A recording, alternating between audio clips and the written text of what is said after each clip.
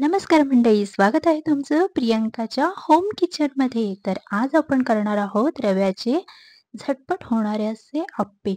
मला खूप सारे डी-एम्स आले आणि त्यांनी सांगितलं, की झटपट होणारी अशी कुठली रेसिपी आहे, की तू आमच्यासोबत शेअर कर. चला तर मग रेसिपीला सुरुवात करूया.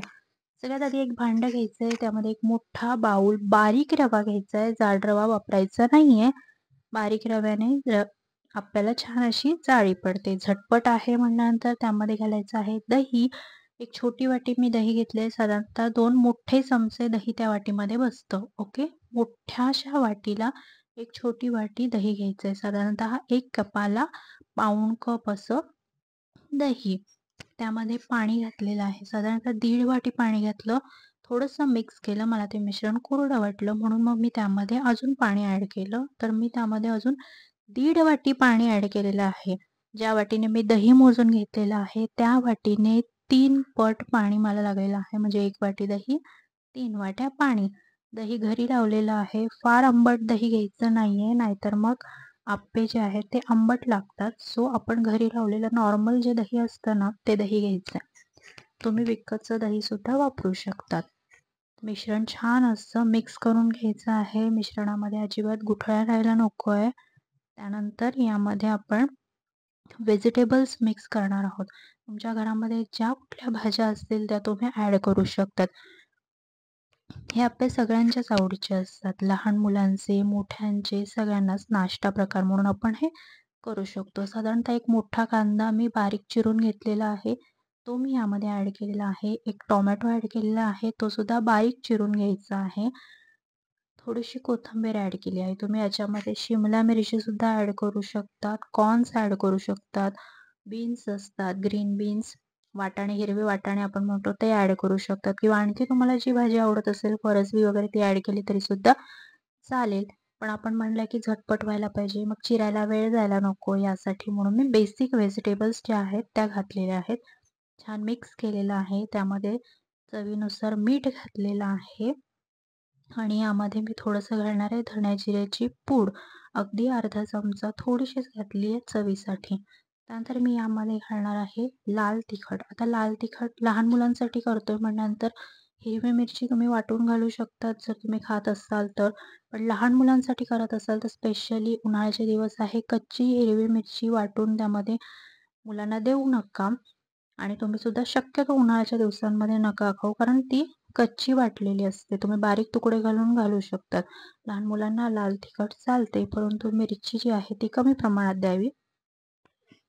मिश्रण छान असं व्यवस्थित मिक्स करून घेतलेलं आहे आणि आप्पे झाल्यानंतर फार काही फरक पडत नाही लाल तिखटाचा. सगळ्यात लास्ट म्हणजे शेवटी यामध्ये आपण घालणार आहोत बेकिंग सोडा.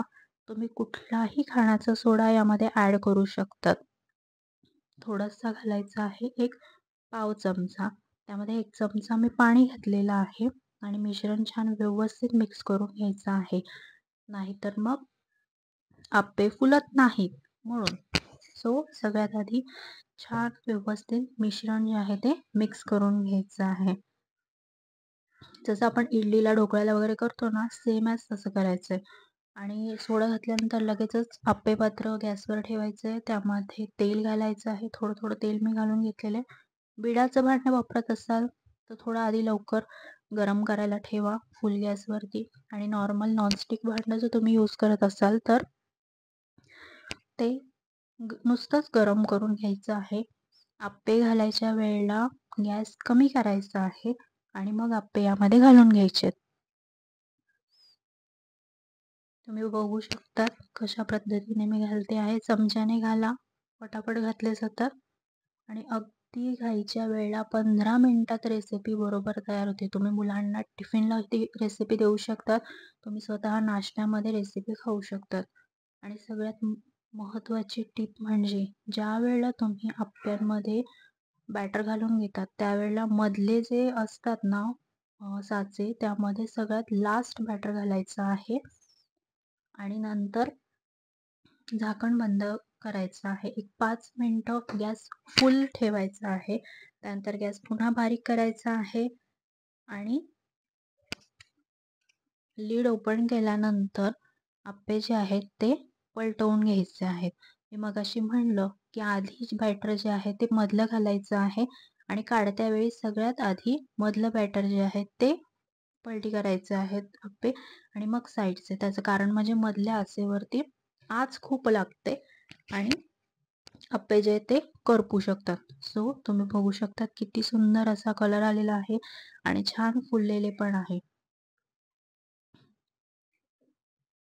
तर मैत्रिणींनो, व्हिडिओ आवडला असेल व्हिडिओला लाईक करा, शेअर करा, सबस्क्राईब करायला विसरू नका आणि हो, तुम्हाला आणि कुठल्या रेसिपी बघायला आवडतील ते कमेंट करून नक्की सांगा. भेटूया तर मग नवीन रेसिपीसोबत. तोपर्यंत बाय. खा प्या आणि मजा करा.